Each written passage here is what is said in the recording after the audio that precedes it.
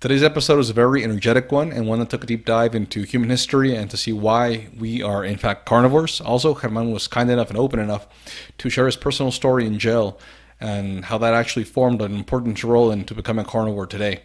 He used to be a chiropractor and is currently a personal trainer. He even shows us how to use bands for an optimal workout. So if you like the episode, please give it a like. Send me some sats through Nostr, Fountain. And anyways, enjoy.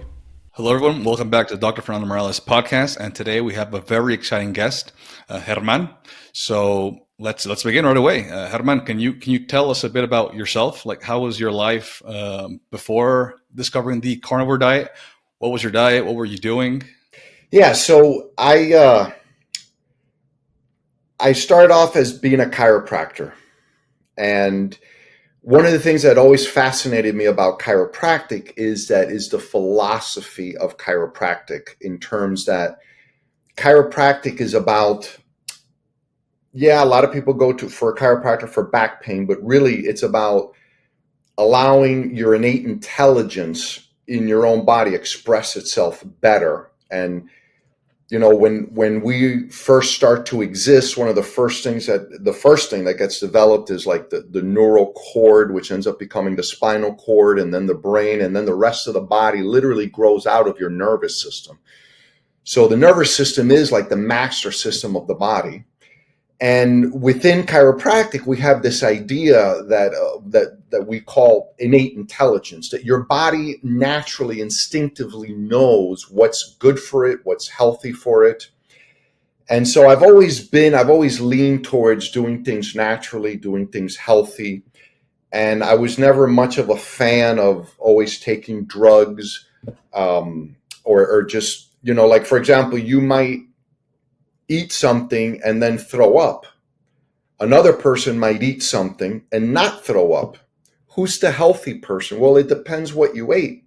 If you ate something toxic that had poison in it, like maybe a fish with lots of mercury, and something was wrong with the fish, and you threw up right away, that's a healthy reaction.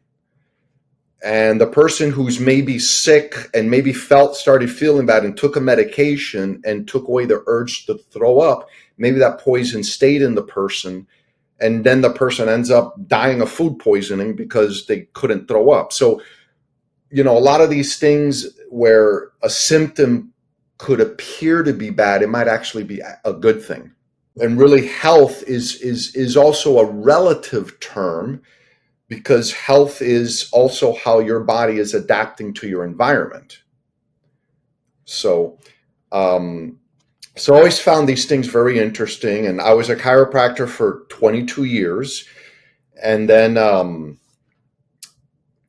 of the things that changed my life dramatically was that, and you know about this already, but as a chiropractor, unfortunately, I got involved with a clinic that was doing lots of fraud, and they were in Florida here, auto accident injuries and insurance. The insurance pays very well because Florida is what's considered to be a no-fault state. So anyone who gets into a fender bender or a small car accident in Florida, they get up to $10,000 worth of insurance coverage. And there's a lot of fraud, but there's also a lot of reality, in that if you get hit from behind and you're wearing a seatbelt, the irony is that the seatbelt will actually cause more damage, because in a major car wreck, the seatbelt will save your life. But in a small fender bender, because it stops your body and your neck will then whiplash back, forward and back, you actually get more damage because of the seatbelt. If it's a small accident. So there's a give and take, there's a benefit and a cost, in that, again, it'll save your life in a major car wreck, but it'll hurt you more in a minor fender bender. So a minor fender bender can really cause a lot of neck and low back pain, yet there's also a lot of fraud around that, because a lot of people will exaggerate it. They'll go see an attorney first, and the attorney will be like, well, hey, you have some neck and back pain, but you have to really, make it worse than it is. And there's a lot of that in the industry. And unfortunately, I worked with a couple and who convinced me to work in the office, and they were unfortunately affiliated with a massive fraud ring where they were literally paying people to create fake accidents. And me and two other chiropractors, without knowing each other, we all got caught up in this thing. We all felt we were innocent. The chiropractors did. We all went to trial. We all lost in trial, and we all actually ended up going to federal prison. And that's how I ended up losing my license. But while I was in federal prison, I did write a lot, and I read a lot of books. And one of the first books I read was Wheat Belly. And I really realized how the wheat, the way it's made in the United States, it's horrible for our health. And I know, Doctor, you live in Mexico, right? Yes, correct. Yeah. So it's different over there, and now that I'm a trainer and I do work at Crunch in South Beach, we get a lot of people from Mexico, Argentina, Colombia, Cuba. A lot of them come to South Beach. They're going to work as waiters or busboys, and they're there making their money. And what a lot of them, they all come across the same problem. They all tell me, since I've been in the United States, I'm gaining weight. And I tell them it's because you ate bread in Mexico or Argentina or Colombia, and you didn't gain weight. But here in the United States, because the wheat is manufactured by, or 85% of it is by one company, Monsanto or Monsonato, I never pronounce it right, but that's the name of the big corporation that controls the majority of the wheat manufacturing in this country. They've created a hybrid wheat that the idea is that when you buy their wheat, you then have to buy their pesticide. The pesticide kills everything except the wheat. So they created this Frankenstein wheat that creates havoc to the human body. And this is why in the United States, this idea of gluten-free is so popular. And a lot of foods have turned to selling and marketing gluten-free product, because a lot of people in the United States, if they're lucky, if you're lucky, when you eat the gluten, you feel it. You get a stomach ache, you get a headache, you have a strong reaction. And what I say to that is, you're the lucky one because you now feel it. What happens to most people is not that. What happens to most people is that they don't get an immediate headache or bloating in their stomach. They just get maybe tired, and without realizing it, they just start gaining weight really fast. And that's what the book Wheat Belly talks about. And not just Wheat Belly. I read another book while I was in prison called Grain Brain, where the wheat ends up affecting your thinking. It leads to Alzheimer's disease. And so this is why, particularly in the United States, and also with Europeans that I see, many of them that come to Crunch in South Beach, they gain weight when they're in the United States. And so the same food you ate in Mexico or Guatemala or Argentina, you can't eat that food here in the United States because you're going to gain more weight more quickly. Actually, a few questions I want to ask right here. I think they're important. Number one, why these books while in prison? Like, who recommended them to you? Why the interest in reading about this? Well, because I've always been, it's the same reason why I became a chiropractor. I mean, I'm always interested about health. I'm always reading books on health. I've done that my whole life. As I was a chiropractor, when I was a chiropractor, for example, I got really into a book called Fit for Life, which was made by a Dr. Diamond. I'm not sure if he was a doctor or not, but it was him and his wife. They wrote the book Fit for Life. And that book had a huge impact on me. I also read the book, and I also promoted, when I was a chiropractor, Eat Right for Your Blood Type, which became very popular. And some of these books, they were very popular. The Atkins diet was also, I was into that. So, really the Atkins is what led to keto, which is what led to carnivore, which is what led to paleo and all these other things. And carnivore is just the latest, basically Atkins diet, but all of these things led little by little into us realizing that, hey, we need to eat more animal products. animal fat and animal food is good for us, not bad for us. And we've been misled in a very big way. We've been misled. Totally. And so basically, before, during your life as a chiropractor and during prison, how was your diet? You're basically low carb then, like during most of your. No, I was more when I was in the fit for life phase. One of the big changes that made a huge impact on me, because even as a chiropractor, back in the early 90s, I practiced for 4 years in Puerto Rico from 94 to 98. Then I went to Miami and opened up a clinic there.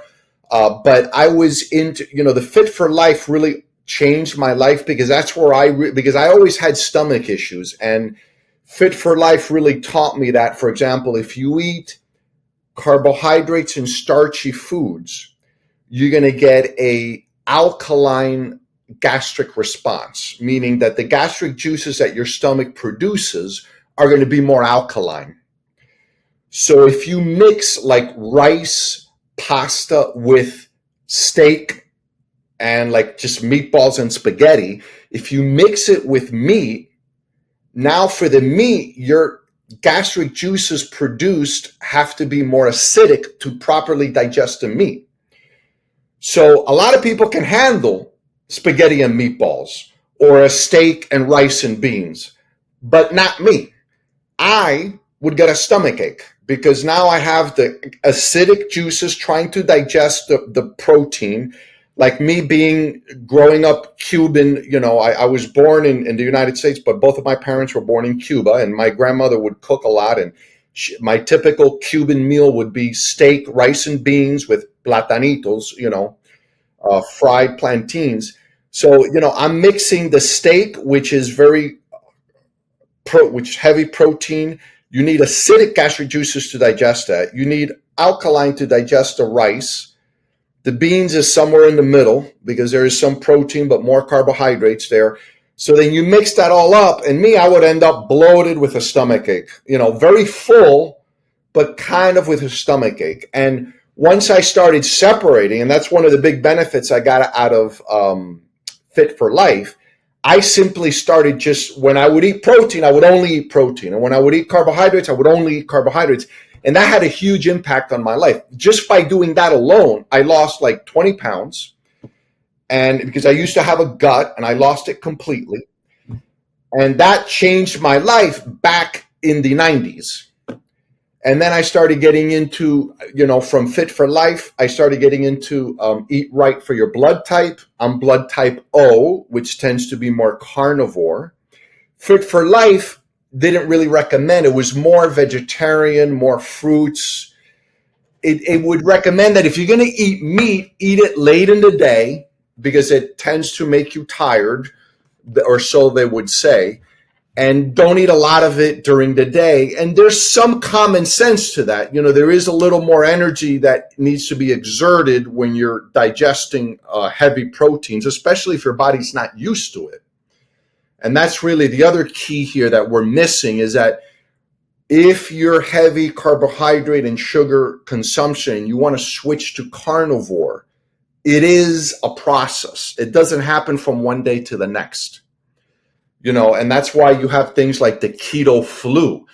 There is a process you have to go through, which is why when I really went carnivore, I actually, and it was frustrating because, here I went through all this process, went from Fit for Life, eating very heavy vegetable, not vegetarian, but close to it. I would only eat meat late in the day as a final meal. I may not eat any eggs or meat at all the whole day. But when I started transitioning and once I got into the Eat Right for Your blood type, I realized I'm blood type O, so I should be eating more meat. I started including more meat in my diet. But understand that for a lot of people, you have a big impact. This is why sometimes vegetarians will notice a big change in their life, because once you get off of the wheat and the damage that grain does, and you just start eating whole foods, like if you're going to eat carbs, you might eat potatoes rice, but you start avoiding the wheat, just that alone will have a big impact on your life. Which is why some vegetarians, when they go vegetarian, they'll notice some big health benefits. And they'll notice that maybe they start losing weight, but that's because they're getting off the wheat, not because vegetarian is the way to go. Yeah, actually, I consider el trimaligno, like the bad triad, is basically seed oils. I would say that's like the number one toxic thing for humans. Yeah. They didn't exist over 120 years ago. Like we haven't No. evolved, or we're not designed to process those things. Grains, yeah, any type of grain that will generate problems. And obviously, added sugar, like adding all this sugar in our what we drink and what we eat. That's also toxic. And once you eliminate those three things, generally everyone has improvements. Now, I haven't looked into this blood type thing. To me, it sounds a bit strange, to be honest. Like I would say hundreds of thousands of years ago, humans were mainly carnivores. If you look into the paleobiology. And I agree. And it is. And I think there's a little bit of truth to it, but I don't embrace it fully because according to there is some common sense to it. According to the Eat Right for Your blood type O, the O stands for old. Everybody used to be blood type O. And what they're saying is that when agriculture started, some humans then started being blood type A, meaning that they sort of adapted to an agriculture. It was an adaptation to agriculture. So there's some common sense to it. However, this is my theory. The basic bottom line in my theory, or, I'm sure you've heard of it, the expensive tissue hypothesis, right? Have you heard of that? Okay, yeah, where the gut, small intestine got larger, while the large intestine got shorter.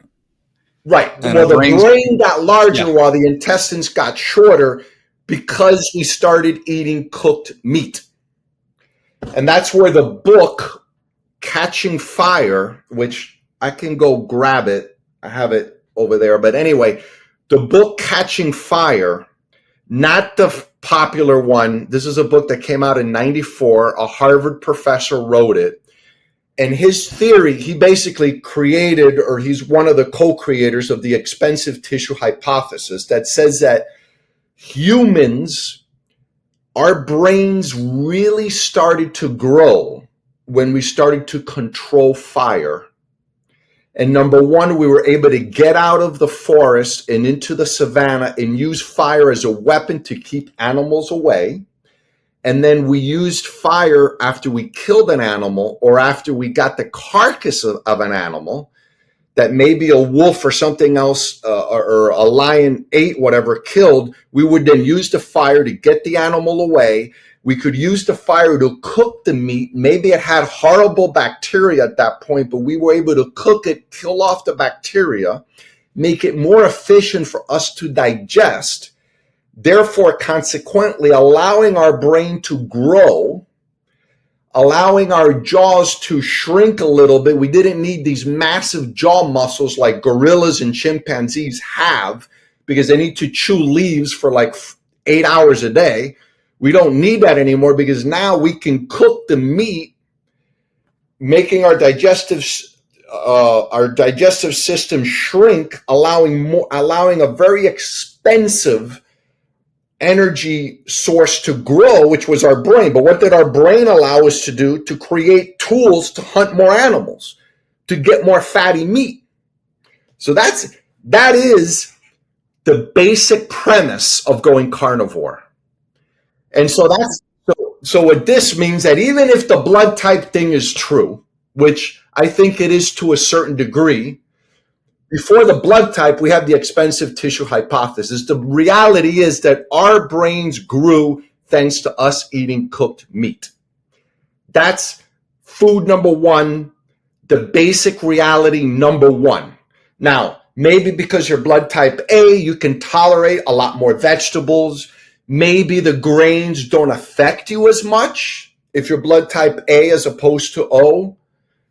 You're probably still going to be better off just eating meat though.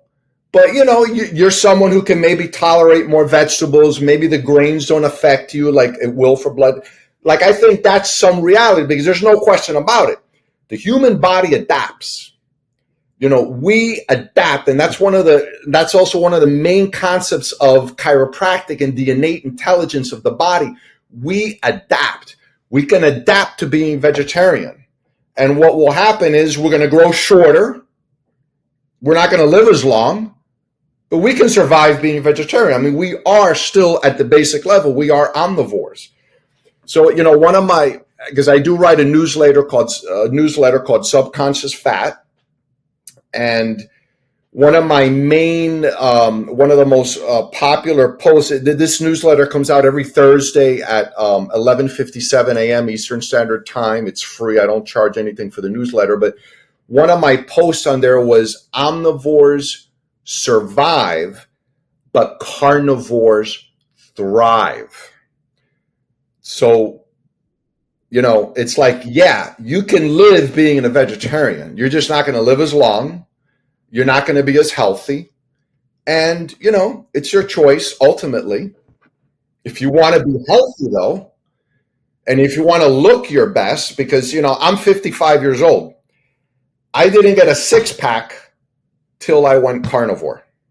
And so, and believe me, I was, a little over a year ago, which is when I really went carnivore, and I had been flirting with it because I read a few books on going carnivore. I had already read the book Starting Fire, so I was leaning into carnivore more and more. But it wasn't until I paid a guy that was like 30 years younger than me. He was an online trainer, but he knew how to help someone go carnivore.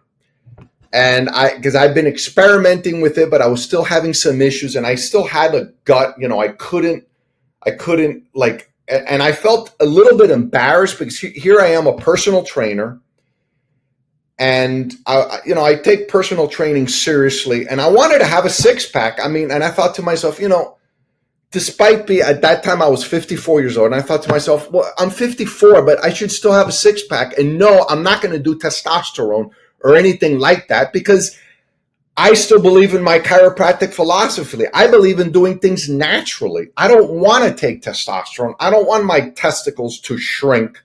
I don't want to have some side effects. I know people who take testosterone. Some people break out with severe acne. Other people have other reactions. And I just, and even the whole testosterone, what's really high or low testosterone, that's a very debatable subject. That's very subjective, because some people naturally just have higher testosterone. Other people's just always have it low. So what's a normal range is a very subjective matter.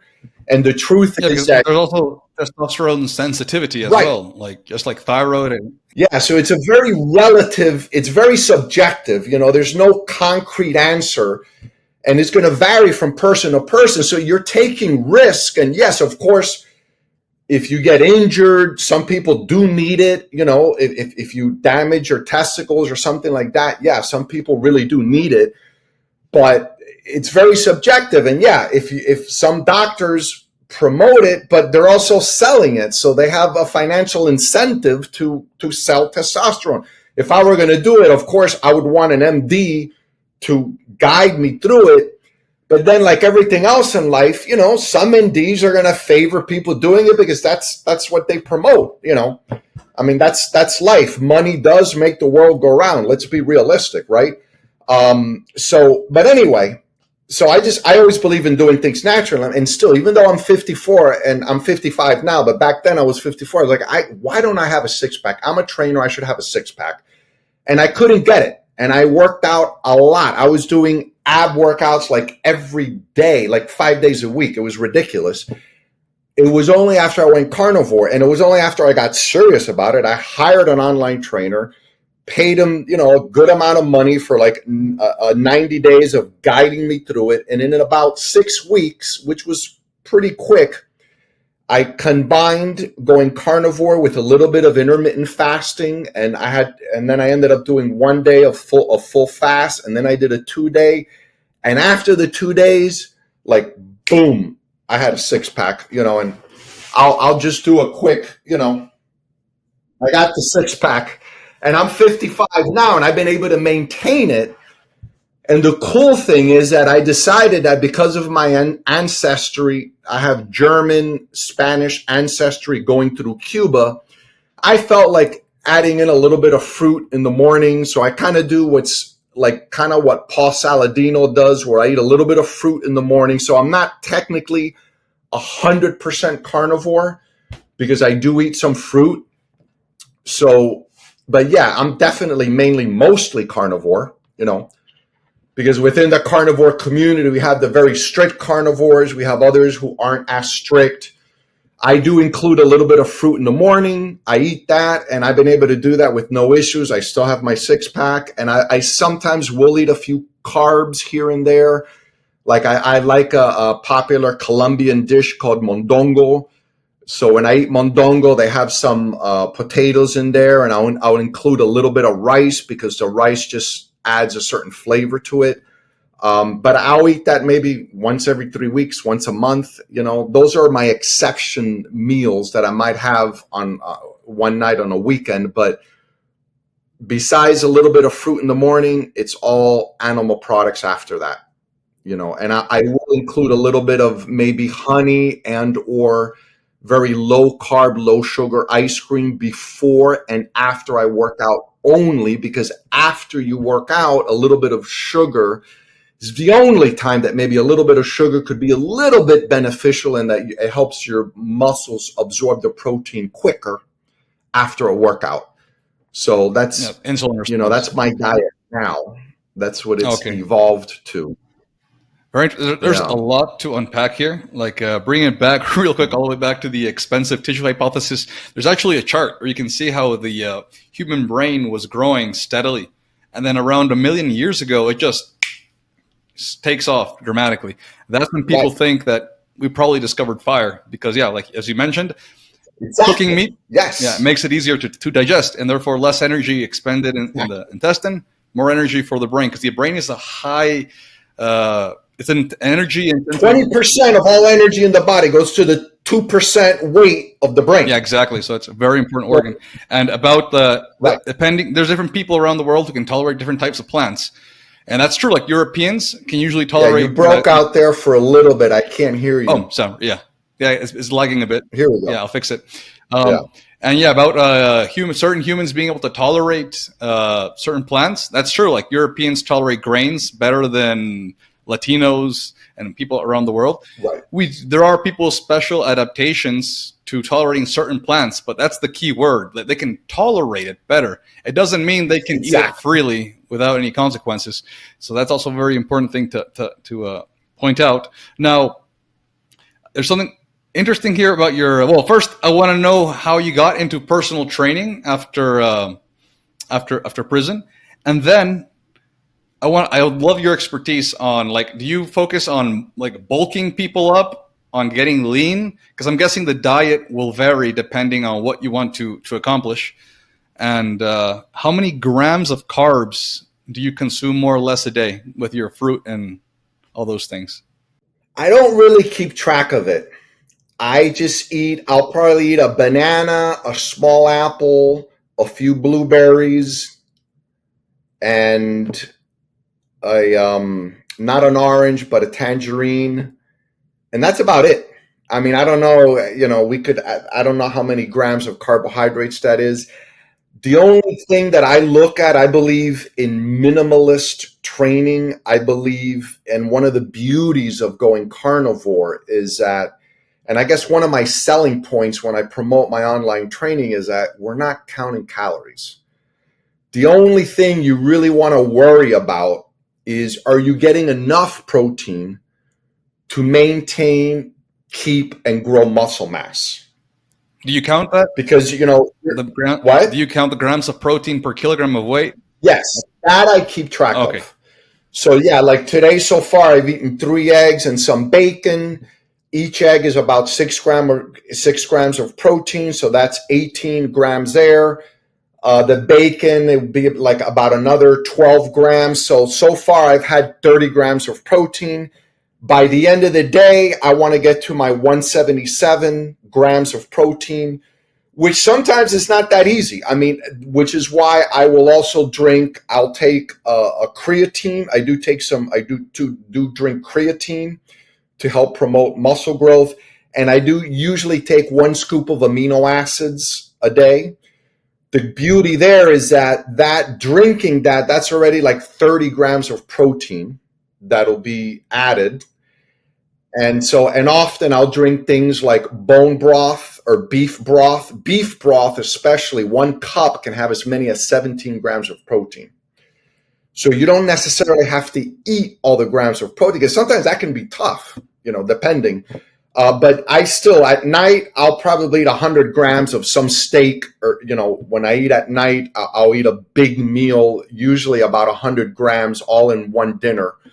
And then during the day, I tend to eat multiple small meals. I'll often snack on fried pork rinds. I love, the quality pork rinds where they're fried in their own fat. I eat a lot of that. I have no issues. That's the beauty of carnivore. I snack all I want. I eat as much meat as I want. And the beauty of it is that you want the meat. As you eat more meat, it becomes even more and more flavorful. Your body also adapts to really just loving it. I mean, that's the beauty of all of this. And then, sometimes I'll put different combination of butter and beef tallow. I'll cook with that. Maybe add a little more salt or less salt, and you play with your combination of tallow and butter and raw butter. And I love it. And another thing I've added, which adds a few carbohydrates, but I started drinking raw milk about 5 or 6 months ago. And that's another whole other thing, because I'm lactose intolerant. Okay?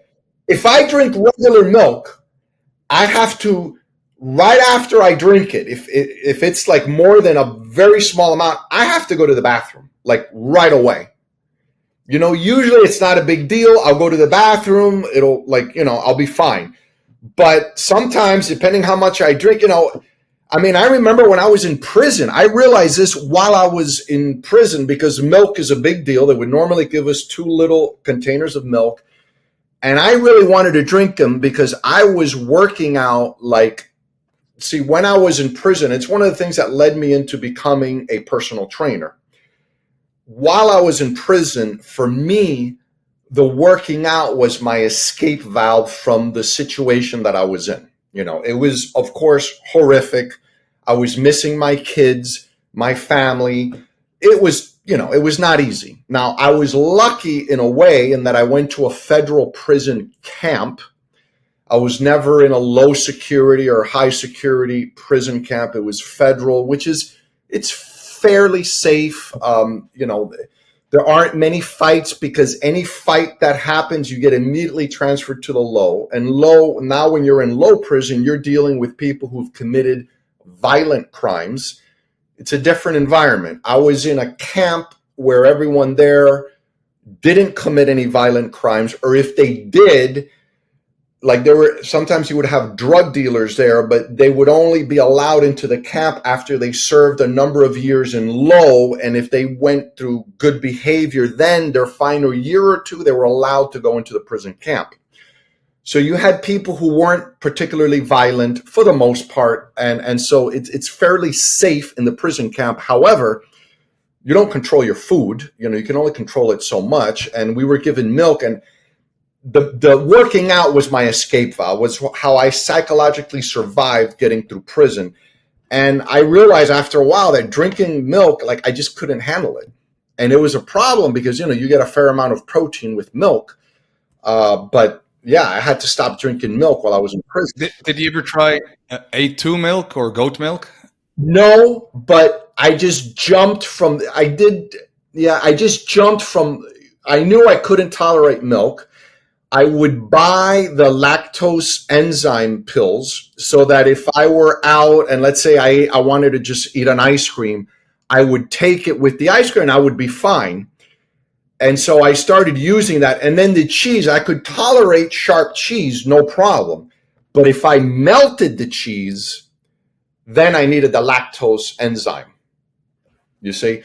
And this started happening, as I got into my, I noticed it a little bit before prison.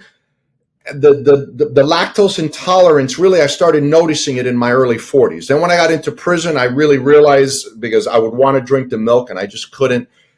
And then after prison, but then I could realize like I could eat sharp cheese you can usually tolerate if you're lactose intolerant. Melted cheese, no.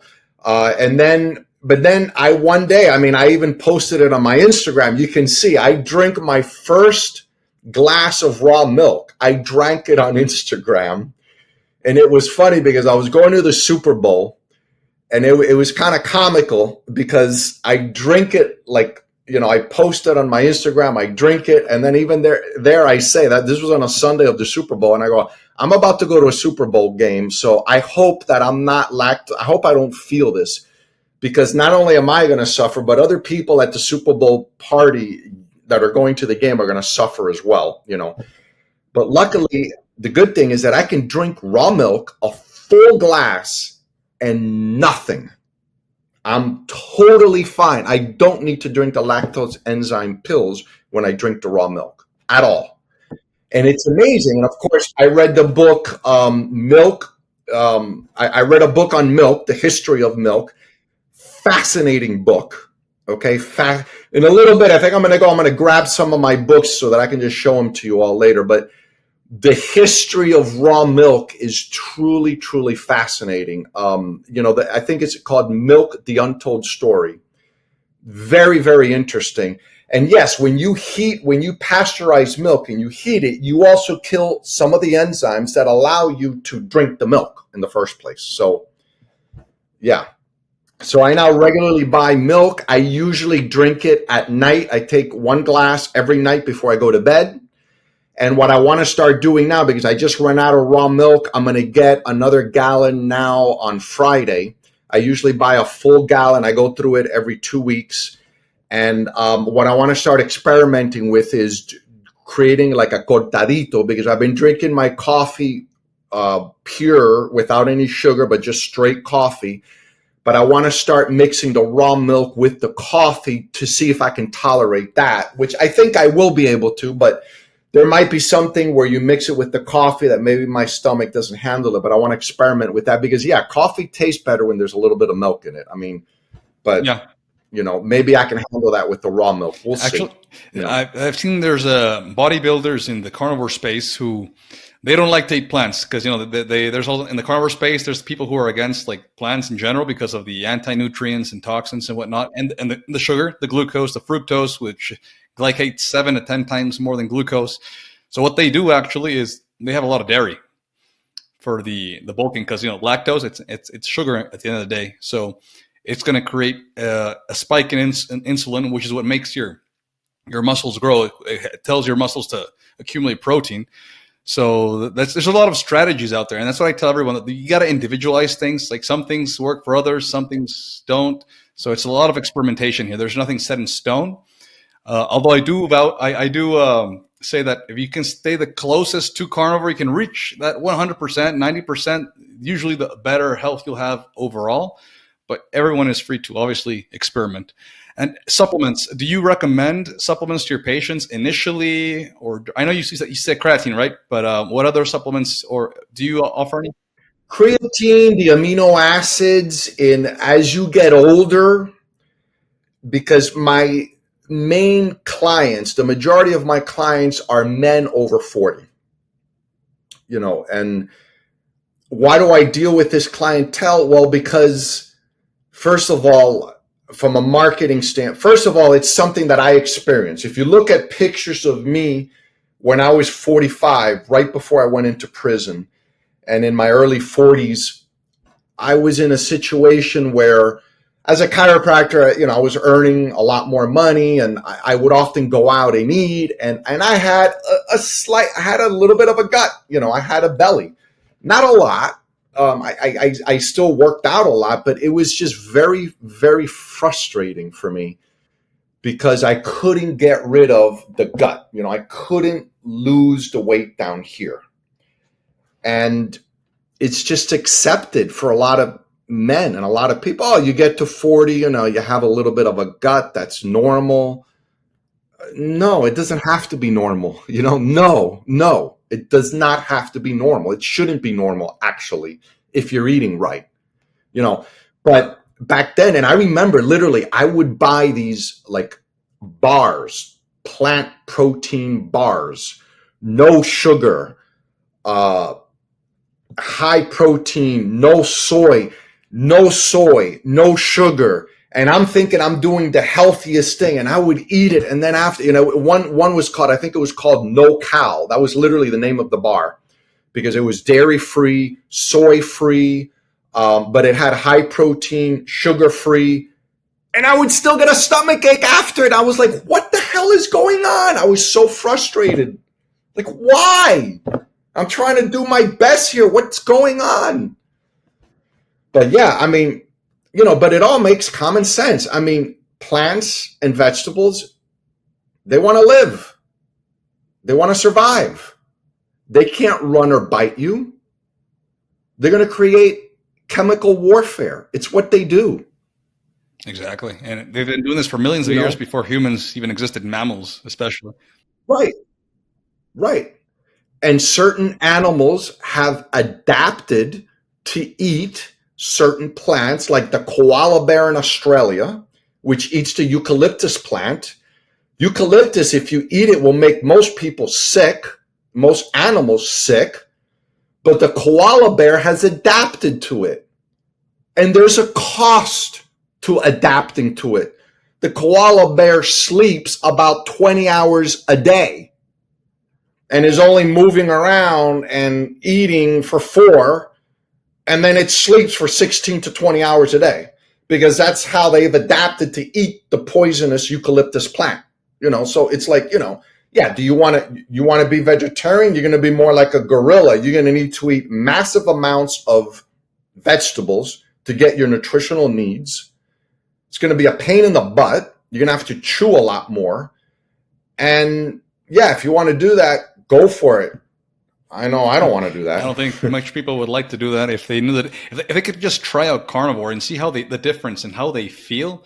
I think a lot of people don't go back to their original way of eating, because once you go to your species appropriate diet, you just feel better. And that's natural, because every species on this earth is designed to eat a certain type of either plant or meat in general, if you're a carnivore, obviously. Yeah. But humans are the only animals who don't seem to know what they have to eat. So that's unfortunately killing us in the long term. And there's a lot of brainwashing. Yeah, and it's also marketing by food companies. One of the posts that I have in my Subconscious Fat newsletter was about Ansel Keys. Do you know who he is? Oh, yes, of course. Ansel Keys, the guy who brought out the 7 Nations study, I believe, where he omitted like 20 other countries. Yeah. Right. He left out France, which is how the term the French paradox got created, because the French traditionally ate tons of animal fat and cheese and liver pate, and they had less heart disease than in the United States. And then he did surveys in Greece when they were going through Lent. And a lot of people give up meat for Lent. So it made Greece look like they eat very little meat, when in reality they eat a lot of meat. But he just did the survey during Lent, which altered the survey, obviously. So yeah, so it was just, yeah, so we've been fooled. A lot of people have been fooled. I have, like most people, and it's hard. It's hard for people like my father. He's slowly realizing that carnivore is the way to go. But as a little kid, I remember him telling me, like, there used to be this dish with like 2 or 3 eggs, and he's like, Herman, you know how bad, you know how much cholesterol is in that? You know how bad that is for the heart to eat 3 eggs like that all at once? Come on, that's terrible. I mean, you know, you're 18 years old. You can do it now, but I'm not doing that. I'm 40. Hell, I don't want to get a heart attack. Are you kidding me? I mean, that is emotionally ingrained in people. It's hard. It's hard to get over that. I mean, my last post, to this day, we know that dietary cholesterol doesn't affect the blood cholesterol. I mean, we know this, but it's still so hard because it's been emotionally, mentally, psychologically ingrained in us. We grew up with this. So it's difficult. I mean, it really is. And you know, and which is why it's like, this is, you know, I love educating people about this because it's like, you know, I mean, you're like breaking a barrier, you know, it's hard. I mean, I remember in prison, you know, people who were just a little bit older than me, like, I go, yeah, but you know, like I would eat chicken. And I remember when they would give the chicken out. Okay. This is one of the things in prison. Some of my good friends who were just a little bit older than me, it was just more psychologically ingrained. They didn't read Wheat Belly. They didn't read Brain Grain like I did. They didn't get into it like I did. So the chicken would come. You know, when we would get served a chicken leg with, you know, the thigh, the drumstick and the thigh. And I mean, and I loved it. And I would look around and I would see whoever doesn't want their skin, I will take your skin. And there was always 2 or 3 guys. Oh, yeah, you want my skin, all the fat? Yeah, I'll give it to you. Here, take it. And they would give me the skin, the juicy fat, and I would eat that up, and I would love it. And so many of them, yeah, I don't want that. You know, that's bad for your heart. I mean, this happened all the time. This happened all the time. The sad thing is that we've known for decades that cholesterol and saturated fat do not damage us, do not make us unhealthy. We've known since like the 50s and 60s, actually, when there was like this type of arms or knowledge race to find out what was causing heart attacks. Because when Eisenhower had his heart attack, I think in the 50s or 60s, that's when everyone started trying to find the supposed cause of heart attacks. So we had already information leading to like, you know, it's sugar that's killing us. But as you've mentioned earlier, there's been like the sugar industry and all these people piled up on these investigators saying that sugar was bad, literally like ostracized them from the scientific community and promoted a crap load of studies saying that no, sugar is not bad. The bad thing is saturated fat and cholesterol. So this is nothing new. Like us talking about cholesterol and saturated fat not being bad, that is nothing new. We've known this for many decades. But yeah, the sugar industry manipulated things. And there's something else I want to bring up about going carnivore. I think, again, the expensive tissue hypothesis is absolutely critical. And it's something that needs to be brought up a lot within the carnivore community. Why should you eat meat? Because of the expensive tissue hypothesis, meaning that our brains got to grow because we ate cooked meat. And it should be cooked. And that's one of the things that the book Catching Fire really talks about. If you eat your meat raw, you don't get the same health benefit compared to when you cook it. And that's one of the interesting things, like, for example, with raw eggs. If you eat raw eggs, if you mix raw eggs in a blender and you just eat them raw, like the movie Rocky, Sylvester Stallone in the movie Rocky, he would eat his eggs raw. And I remember thinking, oh, yeah, that's a better way of eating the eggs raw, not cook them. But no, when you eat your eggs raw, you only get like 3 grams of protein. When you cook it, you get 6 grams of protein. So you actually get more grams of protein when you cook your eggs. And it's the same with meat. So cooking is essential. There might be some benefits to eating things like a little bit raw in terms that you don't burn off some of the nutrients.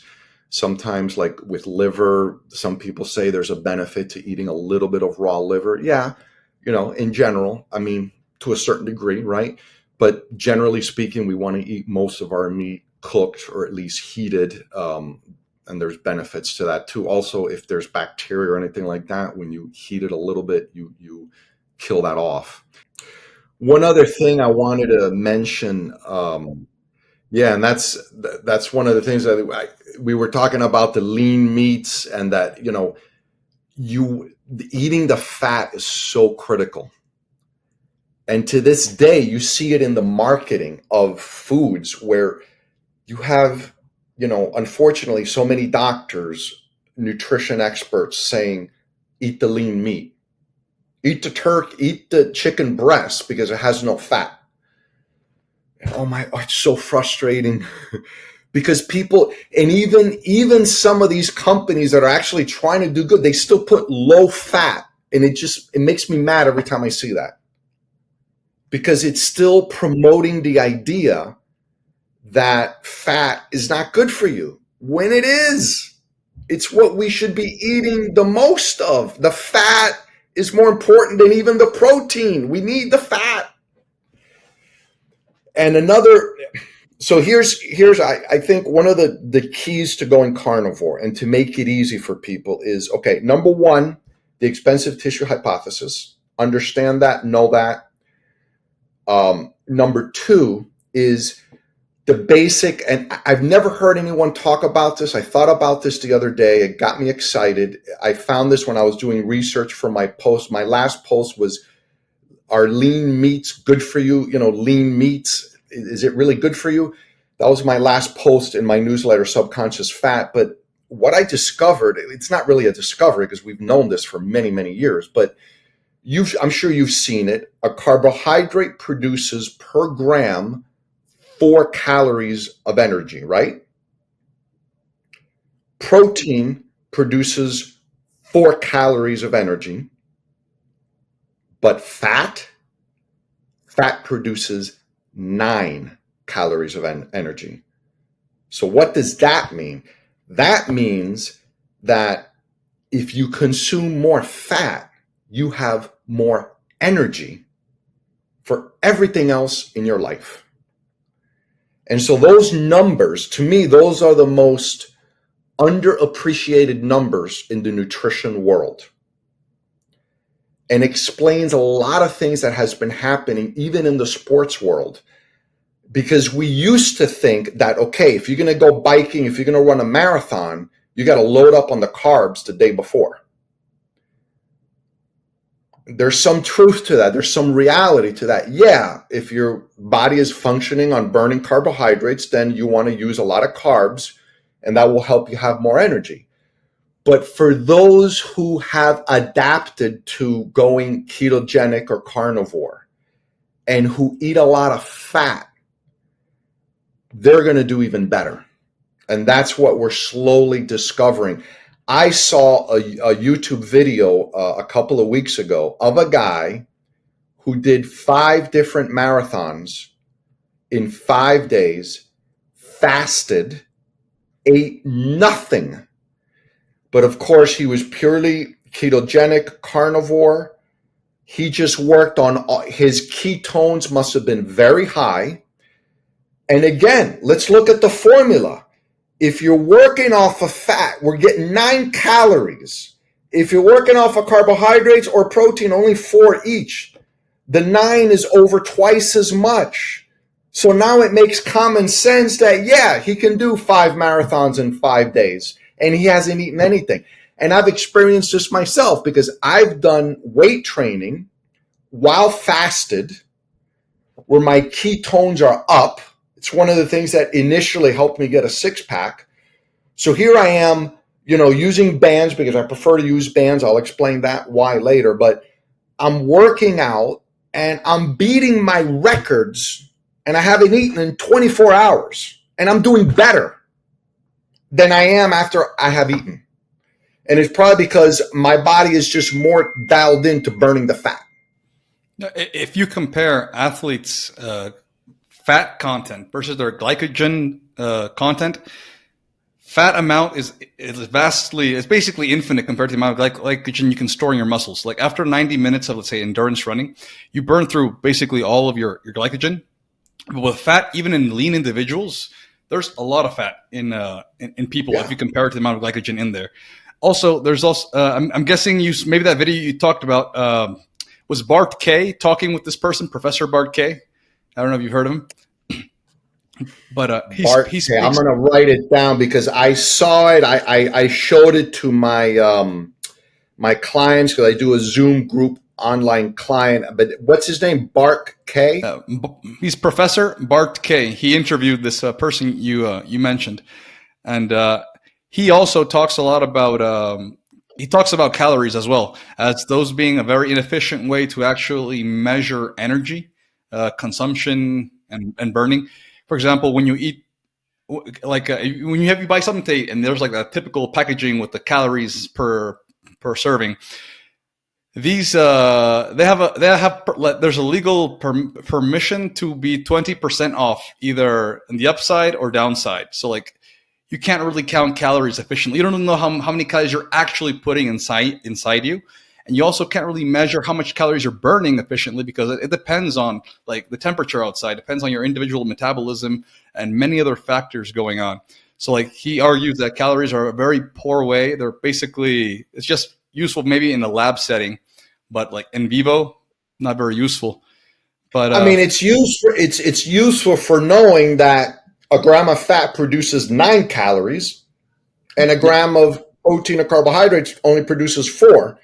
There we can measure. We know that's right, but how that gets interpreted in our bodies, that's going to vary from person to person greatly. Yeah. yeah, it's like you mentioned, like we're not counting calories on a ketogenic or carnivore diet. You eat until you're full.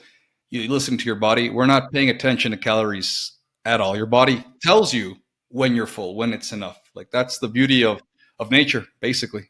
And so you mentioned your bands, right? You want to show us something? Yeah. Let me show you. Let me explain one thing though, because I get excited about this. Another book I read recently, and boy, I might get the name wrong, but there was a Native American. This is very interesting.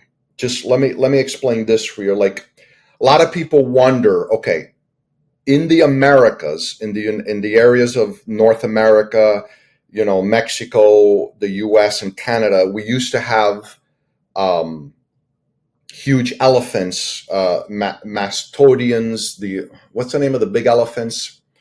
Like Um, mammoths, Mammoth, mastodons? right? We used to have mammoth, right? We used to have them, and a lot of people, are always curious. We had mammoth. We even had huge sloths that were up to 20 feet tall in the Americas. And a lot of people wonder, okay, why do we have elephants in Africa and India, but not in the Americas? And there's a couple of reasons or theories for that. Theory number one is that since humans probably started and migrated out of Africa, the animals that co-evolved with humans, as humans started getting a larger brain, they learned to fear humans. Because when humans started to use fire, we weren't humans at that point, but when we started going in the direction of becoming a human, we started using fire, and we used fire to keep the animals away. Animals learned to fear us, right? So they co-evolved with us, and elephants learned to fear humans, which is why one of the reasons why they still exist in Africa and India, but not in the Americas, because in the Americas, all the animals developed. Humans got here into the Americas only about 14,000 years ago. At that point, you had the giant sloths, you had saber-toothed tigers, you had the mammoths. And when humans got here, because we had the Ice Age and they crossed over from Asia into North America, what happened? Well, it was a freaking free for all. And those first humans killed off all the mammoth, all the sloths. We used to have horses. They killed off all the horses. people think horses are native to the Americas. No, they were here way back. But the Spaniards, when the first Spaniards came to the Americas, they brought the horses. Some of them became wild. And so we have a few wild horses in Colorado and Arizona and some of these other states. But horses were extinct in the Americas because humans killed them off. Before we learned to ride a horse, we would eat their meat. Think how crazy that is. Think of how, like, it's so hard to break habits. You know, you have this horse, but you're so used to killing an animal for meat that you don't even think of riding it. You don't even think that, you know, if I get on that horse, I could go and hunt other animals. If I could tame that, no, but you don't think, no, I'm going to kill that horse and get the meat. I mean, you know, it's ironic. And so there was a particular Indian tribe in the southwest of America before the Spaniards, before there was European colonization. We're talking back in the years 1500. This was a civilization that was one of the first civilizations ever to do farming. And they existed around 1100 to about 800 BC, before European colonization. They got wiped out by themselves. And here's why. They started agriculture. They were sort of forced into it because they hunted out all the animals in their areas. So they adapted. There were less animals to hunt. So out of need and a growing population, they started agriculture. When they started agriculture, they started depending on rain to grow the crops. When they started depending on rain, a group of them, the elites, became religious, and they started saying that we control the rains, we have our connection with our God, and we can bring the rain. The poor peasants were all farmers. Okay? The elites, who were the religious, they still had access to meat because they had the wealth of the community. And what ended up happening was a revolution, like the French Revolution, like, you know, but within this Native American community, the farmers went through a drought. They did an uprising. They went in, they killed all of the many of the elites, and this civilization actually had like 650 rooms. And I believe I'm not sure if it's New Mexico or Arizona, but one of the southwestern states, these dwellings still exist. People can visit there. And I believe they were called the Concho, I get scared to say the name. I think it's Concho people. But anyway, that was the name of their civilization. And they found one room where they found the bones of the elites because of the garments they had. There were like 14 dead bodies. They've done isotope studies of these 14 elites. They all averaged 2 inches taller than everyone else around them who had died, who got buried, who were basically all the farmers, the poor people who were eating all the vegetables and the grains because they had to rely on farming because all of the wild animals got killed out. They were 2 inches taller, had higher infant mortality rates. You know, you can see it right there. And there's a book that talks about that, which I'm forgetting the name right now, but it's another book that I read recently that talks all about the animals and what the animals went through in the Americas. And it's just fascinating to see that. I mean, people can visit these Indian dwellings and, you know, you can do your research on it and see it. I mean, it is obvious as night and day. You know, these religious elites got killed off by the poor, who were all farmers, and they were all 2 inches shorter, much more health struggles than the elites who still had access to meat were. And the other one final thing before I get into the bans is, you know, the simple fact, and you probably know this already, but, you know, you look at cities and countries like Hong Kong, which have some of the highest meat consumption in the world. And yes, part of that is because, I guess because they have more money, whatever. That's part of it, but not all of it. But anyway, so they eat a lot of meat consumption. They also live the longest, well into their 80s. And you look at countries like India, where the cow is considered sacred and they don't eat meat or very little, and their average mortality rate is down in the 60s. So you have India here, Hong Kong up here, here they live to their 80s, here they live to their 60s. Yeah, you can survive being a vegetarian, but if you want to thrive, you got to eat the meat. Yeah, and even in the blue zones where they say everyone's a freaking vegetarian, if you actually look into the data, you go to the places, you see that meat is an important part of their diet. And in some areas, they only adopt, like in Okinawa, I believe, or some island in Japan. The only reason they started eating more grains was because after World War II, there weren't any pigs, but they were eating basically pigs before World War II. So they're eating a lot of meat, basically. And only for a short period of time, they added more grains into their diet. But yeah, it's very interesting to study all these things. And let's start with the bands then. Yeah, so I'll give you an example here. Like, let's talk about just a simple chest press. One of the things with the bands is that you get what's called variable resistance, which means that, for example, if I do this, I'm putting it underneath my feet, and then now what I'm going to do is I'm going to bring it up here. So what's happening is, as I go higher, it's getting harder for me to lift it. So that's why with bands, you get a better workout than you do with weights, because it's variable resistance. Another easy example is, like, if I'm going to do a chest press, if I'm doing a bench press or a push-up, any exercise that does this, my weak point is right here in the beginning. Like when guys do benching and they want to hit their record, you're not really getting to your record with the most weight you can lift, because the hard part is getting right out of the beginning portion of it. And right in the beginning, that's where you could get hurt. If you're going to injure, if you're going to tear a chest muscle, if you're going to hurt your shoulder, it's typically going to happen right at the beginning. And that's going to be dangerous because it's the same weight in the beginning as it is here, as it is over here, but this is your weak spot. So when you're trying to lift your maximum, you're not really lifting your maximum, you're lifting what can get you out of the weak zone. However, with a band, if I use a band at the beginning here, it's not that hard to do because there's less resistance. As I go out further, now the resistance increases and it becomes much harder.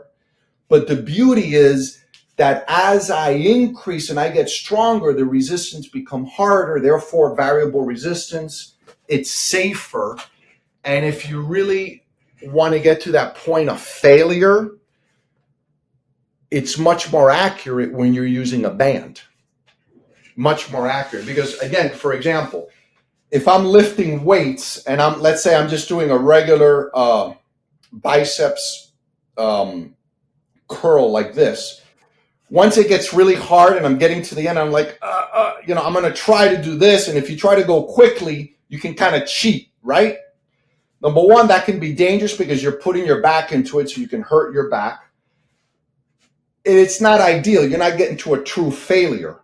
But when you're using a band, you can't really cheat. You can't do that. The band just gets harder as you go. I can't can try a little bit, but it's much harder in the band because it's just going to get heavier and more resistance as I go up. So bands are actually a superior workout. And just like with the food industry, the pharmaceutical industry, the medical industry, there are certain things within the fitness industry that are promoted, again, for promoting more money, for making more money, but in reality, it's not necessary. And one of those things is, like, for example, how many sets do you need to do in order to gain muscle? A lot of people think you need to do 3 or 4 sets. In reality, if you do 1 set to complete failure, that is enough to build muscle. So the beauty of that is that instead of doing 3 or 4 sets, you do 1. So number one, you save time, a lot of time, and you're still going to grow muscle. you're still getting the benefit of muscle growth. I have the body I have, and when I work out, I do only one set to failure, and that's it. And that's all you need. That is So that's awesome. one of the big surprises, and once I discovered this, the what? This is really awesome because I think for people who are perhaps older, who want to do body weight, like resistance training with these bands is perhaps a much more safer alternative than going to the gym to pick up some barbells. So this is, you have a program, right? You Right. dedicate to teaching people to do these type of things? Yes. Using just a few bands, using your own body weight at home. And the main thing is that it's individualized. Like I'll take someone and I'll talk to them and we'll find out, okay, if they have, for example, if they live in a condominium like I do, and there's a small gym at the condominium, well then great. I'll usually through FaceTime, because everything is done online, I'll go down, they'll show me what machines they have. And the great thing about a band is that you can mix the machine with the band. That's the beauty of it, because so you're doing both. You're getting the benefit of both. So for example, there's a lot of seated or even with just a regular bench press. When you do a bench press, obviously you're laying down and you're doing the bench press like this. Well, a benefit is you can put this around you like this, use the band like this, and now you put the bar right here. So now what are we doing? We're going to make it way safer and more effective. We're going to put a lot less weight, because now we're going to create the resistance with the band. So let's say you were lifting 100 pounds, and that's kind of your max. Maybe you can do 10 reps of those, but by the 10th one, you're like at the point of failure. Now, instead of using 100 pounds, let's use 50 pounds. But now we're going to add in the band, okay? And we can make the tension harder by just, squeezing in more band. And now we're only lifting 50 pounds, but we're using the band, which is probably equivalent of maybe 110 pounds, because the band is adding a lot of resistance here. So it's safer. You're using less weight. You're much less likely to get injured. And you only have to do one set to failure, and you're done. And the beauty of getting to failure, it's critical, because the other thing that happens when you get to that point of failure, you're really going, you're like, and you're getting to that point where you're just doing partial, like you can't even do it fully. You're just doing it partially. What happens? There you're getting a cardiovascular workout, okay? There you're breathing. You're like, your body, when you're at that muscle strain, your body is asking for more oxygen. So what's the benefit here? You're getting a cardiorespiratory workout while you're doing the resistance training, okay? I'm 55 years old. I have a six-pack, and I do zero cardio. I do no cardio at all, because when I do my resistance training, I'm getting the cardio while I'm doing the resistance training. You see, so it's very efficient, and it works. And that's the big thing. Now, why isn't this known more out there? Well, because gyms are used to selling 1 hour packages for training, at least an hour. Everyone's just automatically assumes that when you go train, you're going to train for an hour. At Crunch, where I'm at, we also have half-hour sessions. I'm the one with the most clients who does the half-hour sessions. Why? Because I tell some of my clients, some of them, especially if money's a factor, instead of paying for an hour of training, pay for half an hour. We're going to do one set to failure, and that's all we need to do. And I can give you a very good training session in a half hour. And so I have a lot of clients, and I train them in half an hour, and it's better for them. They save money, and it's really all you need. Other clients still want an hour, and the only difference is that when we do an hour, we'll do like usually 3 or 4 sets, but we're basically doing the same exercises.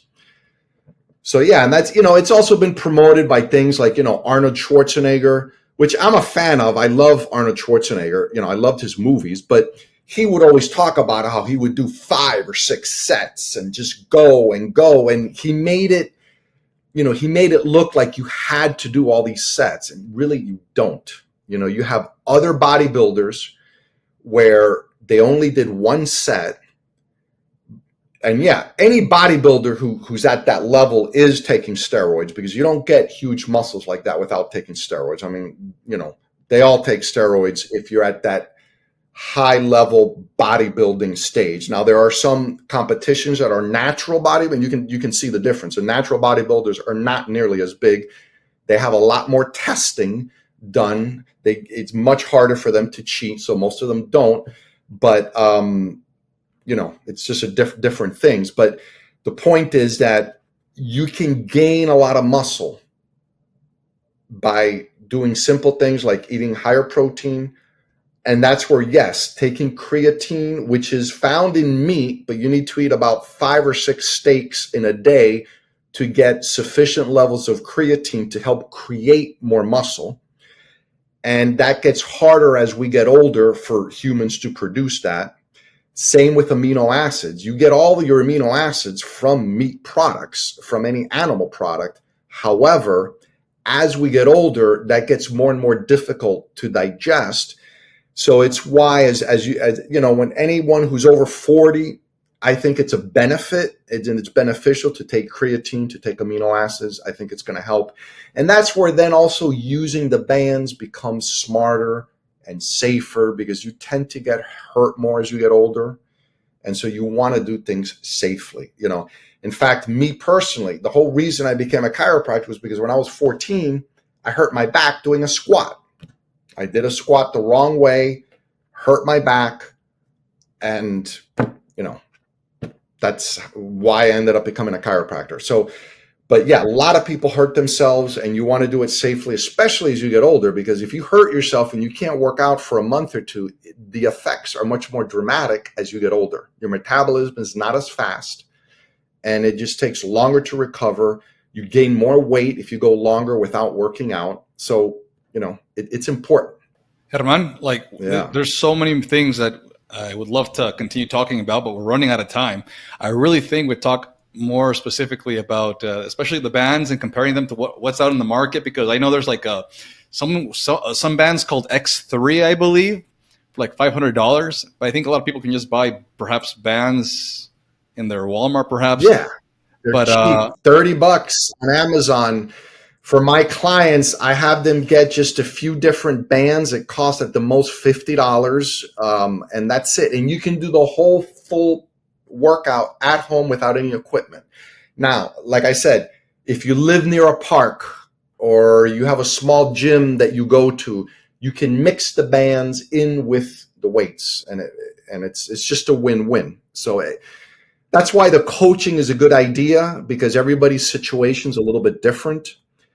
And yeah, and it's something I'm excited about, but it's important, and as we get older, everyone says that, eating is, getting a 6-pack is 80-90% of what you eat. And yeah, that's true, and it becomes more true as you get older.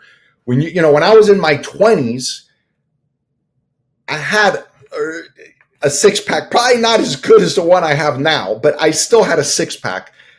And I was eating everything, but I was in my 20s. You can do that. Especially because I was an athlete. I played 1 year of college football. I played high school football. So I was an athlete. So I could eat a lot of junk, and I would just burn that off by the tons of exercise I was doing. But as you get older, that starts to change. And what you used to be able to do, you can no longer do, or you're going to gain weight.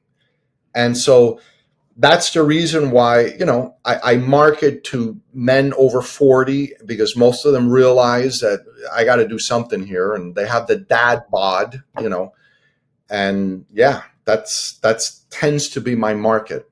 So how can people find you if they want to train with you? Like social media, everything you got. Yeah, well, yeah, my name, Hermann. It's with 2 N's at the end. It's Hermann, and then my last name, Diehl, Diehl. So at Hermann Diehl on Instagram. On Facebook, I have Hermann J. Diehl, Diehl. But Herman Diehl on Instagram. Just remember that Herman is with the 2 N's.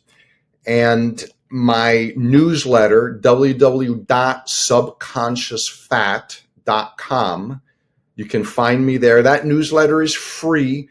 And a lot of what we've spoken about today, I will have mentioned that in my newsletter. So yeah, those are the 2 ways to reach me, www.subconsciousfat.com and Herman Diehl at Herman Diehl on Instagram and Facebook.